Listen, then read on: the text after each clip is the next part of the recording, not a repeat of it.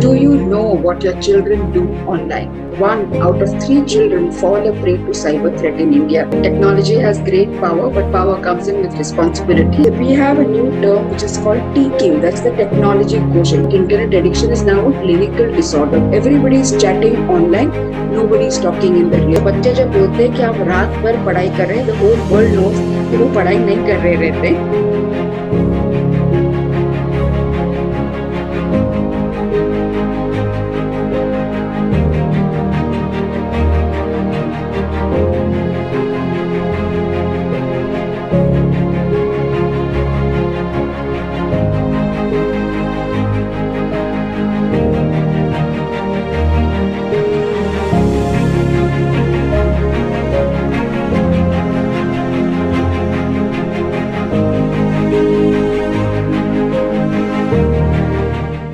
Do you know what your children do online? I am telling you, 90% of the parents will tell us, they're studying or they're playing some games. But what is their internet behavior? Are we really aware of what our children are doing? Are we really aware of what are the exposures they have on the internet? So let me share my thoughts and the years of experience with over 10 lakh children, talking about the various threats that children are exposed to on the internet, and then we will gradually move on to what is cyber well-being or what is digital well-being. Since we started working, we realized that it is very important to interact with children to know their internet behavior. We started working with a lot of schools to understand what children do online, what are the risks that they are all vulnerable to. The top three categories of risks or threats, or probably crimes, if we can call them, were cyberbullying, cyber stalking, and cyber morphing. So images, ragging, all of these were various crimes that children started investing in, not just being vulnerable to, but committing them at age 12, at age 10. That is when we realize that a dialogue is essential to understand what children do, because they are masters of cyberspace. We have a new term which is called TQ, that's the technology quotient. We've been talking about IQ, EQ. Today's term is TQ. And when we talk about TQ, we say that a good IQ and a good EQ equals to a good TQ. यानी जब आपका दिमाग और आपका मन साथ हो, तो आप इंटरनेट पे भी रिस्पॉन्सिबली बिहेव करेंगे, बिकॉज वो बहुत जिम्मेदारी का काम है, and it is essential for us to respect people and everybody in cyber space. While we started our journey, we realized that a lot of children did not understand consequences of their online behavior. What will happen to me if I hack somebody else's Wi-Fi? We have cases of fourth graders hacking Wi-Fis. What is the commonest respect or status in class of a fourth grader? And this is not India, this is global standards. So the commonest crime committed by a fourth grader, probably 8 to 10 years, is to hack their neighbor's Wi-Fi. And the halo they have around their head of the pride, of the respect that they gain in class, because they seem to supersede technology quotient of all the other friends. But they're obviously not aware of their consequences. They're obviously not aware of what could happen to them if they fall a prey to such a threat or such a crime. Another very crucial area that we're working on is internet dependency or internet addiction, which is either called non-substance abuse. It is also called different ways of it's a problematic internet usage or excessive internet usage.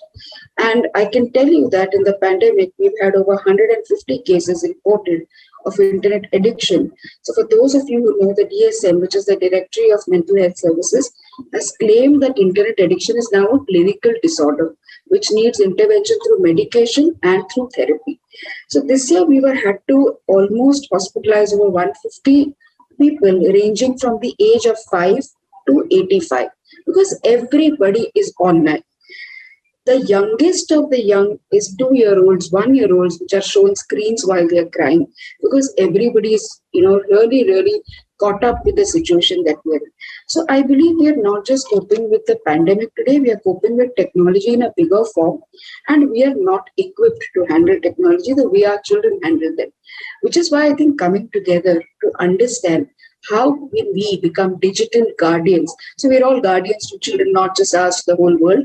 But how can we become digital guardians to inculcate early techniques or early safeguarding measures of cyber hygiene into our families, into children.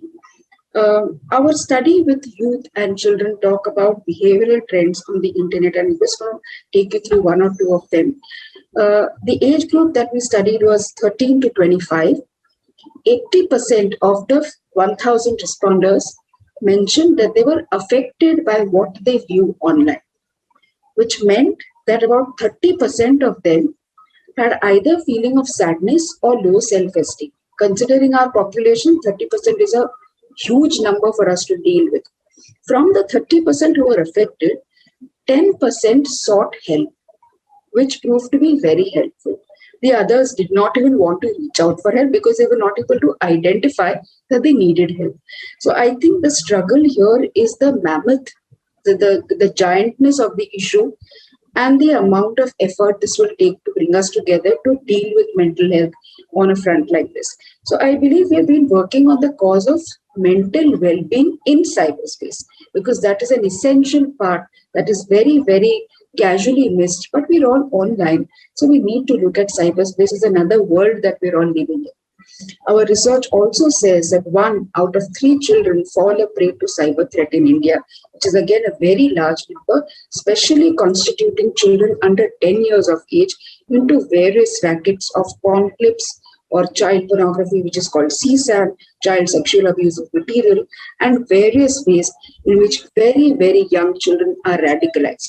So I also want to place here that very young children are radicalized towards religion, towards anti-national activities through the internet, which is becoming a very, very common trend which children don't really understand and pick up very, very early. We are dealing with 3 epidemics at this very moment with young children. One, sleep deprivation. कोई 2 बजे के पहले रात को सोता नहीं है, everybody sleeping in the morning. We are all disturbed sleep patterns. 2, social isolation or disconnect.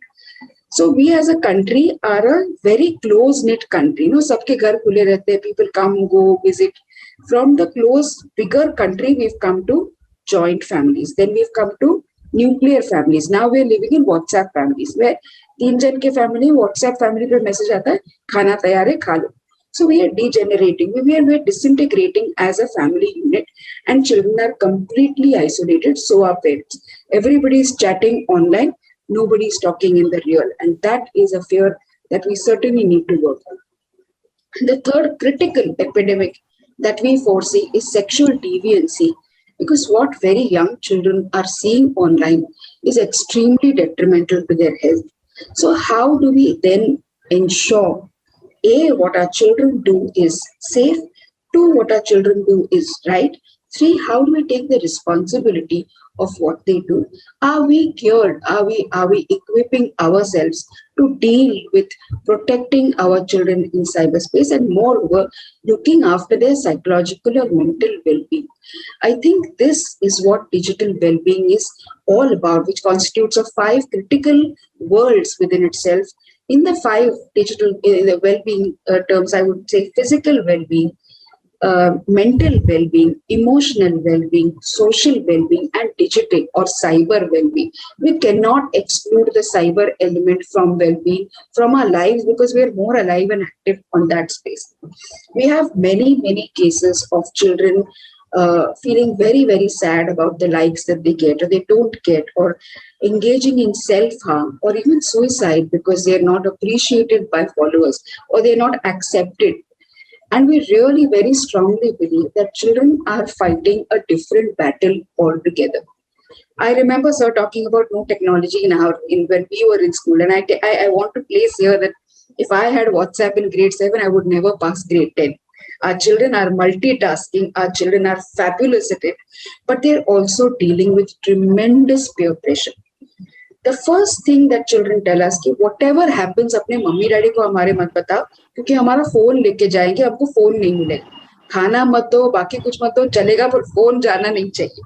So how can we bridge this divide? How can families become more inclusive, more participatory, and how can we communicate better?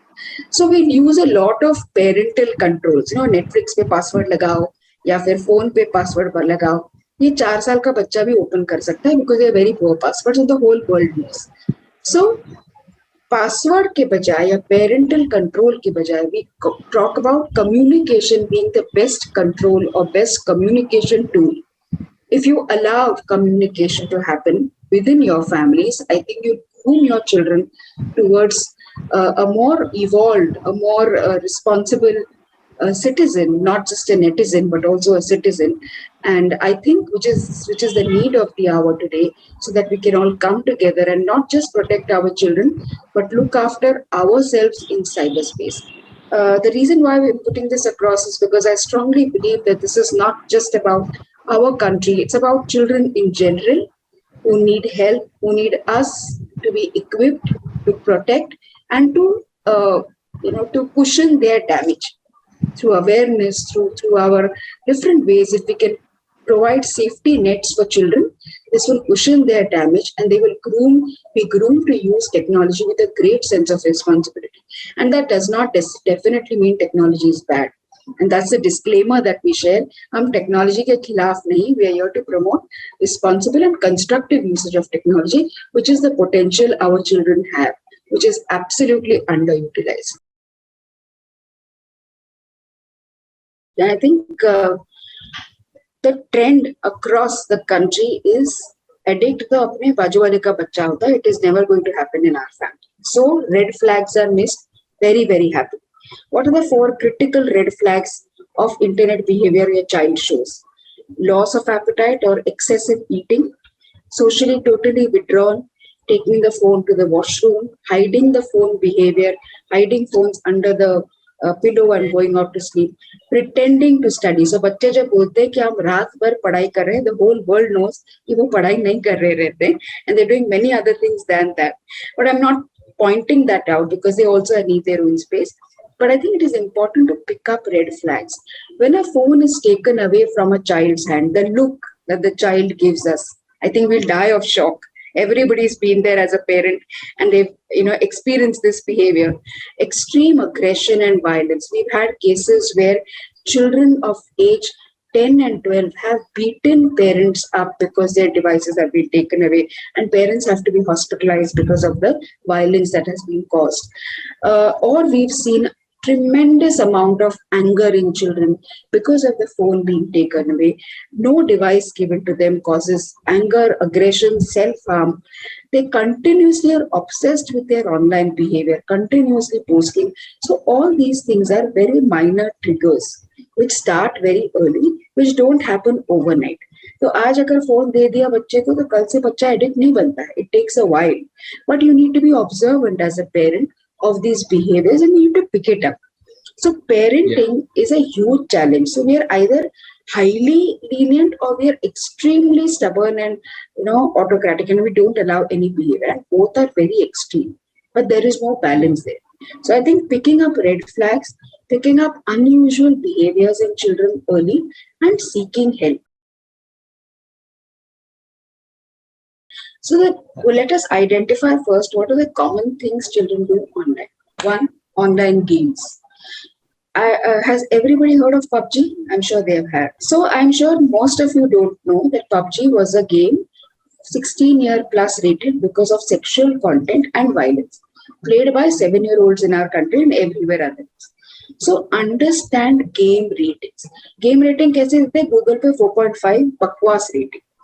Rating has to constitute 4 critical elements. Age appropriateness. अपने कितने साल का बच्चा? What is the age of your child?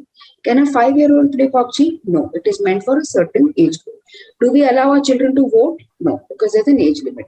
Do we allow our children to drive? No, there is an age limit. So similarly, every game developer has to put age appropriateness on the game, which has to be reviewed by parents. 2, what is the content in the game? Many a time these games have highly sexual content, and it mentions that the content is highly sexual. It has a lot of violence and it is not meant for children, even under parental guidance. 3rd, what are the legalities of the game? And 4, what are the outcomes, learning outcomes of the game? So जब भी आप दाल लेने जाते हो, you're so finicky about what you want to buy. when it is about your children playing online games, how can you not review what they're doing? How can you not check what they're doing? So, because you don't understand, the reason here is parents are afraid of technology. So, when you're afraid, you're not going to do anything because your child knows more. The first thing I would request parents to do, don't be fearful. Kuch nahi hoga. Learn basic things about technology, then you will be able to talk at par, not at par, thoda niche, but you will be able to talk with your children because they understand the language of technology only. So if you understand basics of technology, and if you don't, go to YouTube in your own language, ask questions. How do I understand Instagram? How do I install WhatsApp? 5 minutes videos will even aunties and even grandmothers have done very well. So थोड़ा initiative लेना जरूरी है. Incidentally, children told us, all rules are for bachas. Parents have no rules. Our parents are addicted. They are not working. We know what they're doing on their phones, but just that the rules are for us not to use devices. So we have come up with an internet safety policy for the family, where you are, gifted if you follow the rules, and you are reprimanded if you don't follow, which is applicable to everybody, including grandparents. And these are set by children and the family together. Why? Because it is affecting all of us. So some rules have to be mandatory. For instance, on the dining table or during meals, no devices are allowed. Only in cases of emergency can one device by an adult, by a parent, or whoever needs to take calls. But we'll have to compensate for that. That is one. Two, Wi-Fi or whatever will be switched off after 10:30 in the night. Please understand, continuous exposure to Wi-Fi is causing absolute damage to our body within. And there is a lot of research that shows that our body is being affected by radiation. So be mindful, especially when there are young children in the house. You don't need the Wi-Fi on when all of you are sleeping. We can all buy 100 rupees ka alarm clock and keep it right next to us, and let our phones rest in a different room, in a different bedroom, like each of us sleep, so that this doesn't affect us. Screen time needs to be monitored. So WHO guidelines kehta hai, World Health Organization, under 3 years children don't need screens, and you should not give them, because they get addicted to them very early. Their speech, their language, their hearing, their vision, everything is affected. In the pandemic, we had 8 cases where 1-year-old babies lost vision in the eye because the moment the baby cried, the parent showed them the device or something on the device to distract the child from crying. So parents, my humble request to you is, when you know how to give the device to the child, learn to take it back in time. That is a bigger challenge that we face.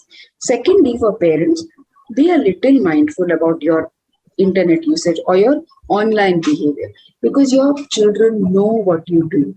And I'm saying this because this is what we witness with the children that we work with. When they say we know what our parents are doing online, and it is embarrassing for us to see what they're doing. This is where I believe a very critical topic comes up of exposure to pornographic content. We've had very many cases where children under 8 years of age have been exposed to pornographic content through their parents' device. And when parents have the curiosity, why will children not have it? So a child will type SE on a search engine and EX will come in automatically, and 1,000 videos will play there. And the child will obviously want to see what is happening. So while you have devices to give to your children, there are certain settings that you need to be aware of. There are certain ways you can block these things from being viewed by your child.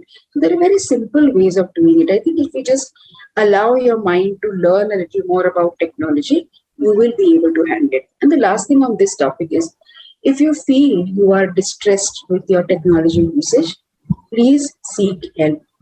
When you seek help to heal, which is a fantastic thing to do. When you don't seek help, you harm yourself further. And help is available. It is just one call away. Gather courage and make that call. I'm sure you will not regret that one call you have made. I stand for mental health and wellness. Do you?